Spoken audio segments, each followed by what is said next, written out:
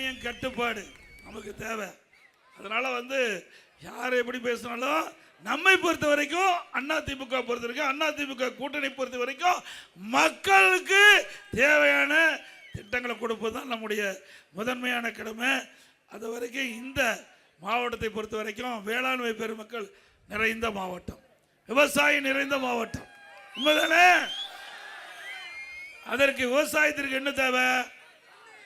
நீர் தேவை. அந்த நீரை சேமித்து கோடை காலத்தில் நிலத்து நீர் உயர்ந்து குடிப்பதற்கு தேவையான நீர், அதே போல விவசாயத்திற்கு தேவை எடுக்கணும். அதுக்கு தான் குடிமராமத்து திட்டத்தை கொண்டாந்தோம்.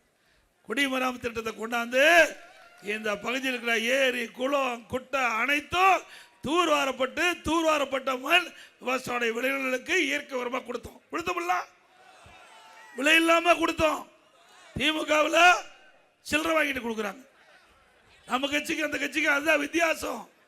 அது மட்டும் இல்ல, பொதுப்பணித்துறை ஏரிகள் குடிமராமத்து திட்டத்தில் எடுத்துக்கிட்டு ஆழப்படுத்தணும். அதே போல ஊராட்சி ஒன்றியத்தில் அங்க இருக்கிற ஏரி குளம் குட்டை எல்லாம் தூர்வாரப்பட்டது. ஆக பொதுப்பணித்துறையின் சார்பாக குடிமராமத்து திட்டம் நிறைவேற்றப்பட்டது. ஊராட்சி ஒன்றியத்தின் சார்பாக குடிமராமத்து திட்டம் நிறைவேற்றப்பட்டது. இந்த ஆட்சிக்கு நிறுத்தப்பட்டு விட்டது. மீண்டும் அதிமுக ஆட்சி வந்தவுடன் குடிமராமத்து திட்டம் தொடரும். இன்னைக்கு விவசாயிகள் பொதுமக்கள் விலை இல்லாம வண்டல் மண் அள்ளலாம். அதே மாதிரி விவசாயிகளுக்கு 24 மணி நேரம் மும்முனை மின்சாரம் கொடுத்தோம். 24 மணி நேரம் எந்த நேரத்துக்கு போனாலும் பம்பு செட்டு இயக்கலாம். இப்போ ஷிஃப்ட் முறையில் கொண்டாந்துட்டாங்க.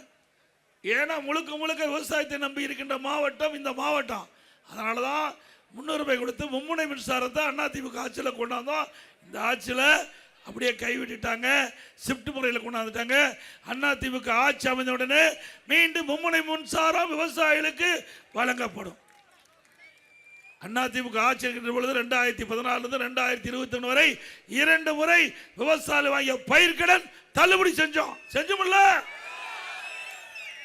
மீண்டும் அதிமுக ஆட்சி அமைவது உறுதி. ஆட்சி வந்த உடனே விவசாயிகள் வாங்கிய பயிர்க்கடன் தள்ளுபடி. விவசாய உபகரணங்கள் இன்றைக்கு டிராக்டர் வாங்குறாங்கன்னா சிறு குறு விவசாயம் இருந்தா அவளுக்கு மானியம் கிடைக்குது. பெண்கள் மீது வாங்கினா மானியம் கிடைக்கும்.